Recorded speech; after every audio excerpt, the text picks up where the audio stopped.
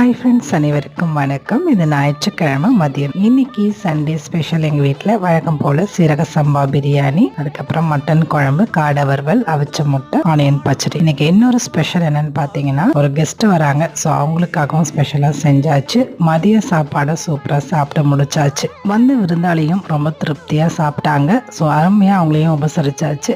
எல்லாமே ரொம்ப நல்லா இருந்தது அப்படின்னு சொல்லி திருப்தியாக சாப்பிட்டாங்க. நாங்களுமே சாப்பிட்டு முடிச்சுட்டு வழக்கமாக என்ன செய்வோம், ஞாயிற்றுக்கிழமை அப்படின்னாலே சாயந்தரம் போல் கொல்லைக்கு கிளம்பிடுவோம். அவங்களையும் கூட்டிகிட்டு கொல்லைக்கு போயாச்சு. அங்கே அப்படியே ஒரு ரவுண்டு சுற்றி பார்த்துட்டு அங்கே இருந்த வாழைப்பழம், வாழைக்காய், அதுக்கப்புறம் கத்திரிக்காய், இருந்த கீரைகள் இது எல்லாத்தையும் பறித்து அவங்களுக்கு ஒரு பேக்கிங்காக வந்து கொடுத்தாச்சு. இந்த மாதிரி நம்ம வீட்டுக்கு வரவங்களுக்கு நம்ம தோட்டத்தில் இருக்கிற இந்த மாதிரி பொருட்கள் எல்லாம் அவங்க கிட்ட கொடுத்து அனுப்பும் போது ஒரு பெருமையாகவும் ரொம்ப சந்தோஷமாகவும் இருக்குது. நிறைய பொருட்கள் கடைகளில் வாங்கி கொடுக்கறத விட இந்த மாதிரி இயற்கையாக விளையிற பொருட்களை வாங்கி கொடுக்கும்போது உண்மையிலே ஒரு மனசுக்கு திருப்தி தாங்க. இதை பத்தி நீங்க என்ன நினைக்கிறீங்கன்னு மறக்காம கமெண்ட்ல ஷேர் பண்ணுங்க. தேங்க்யூ.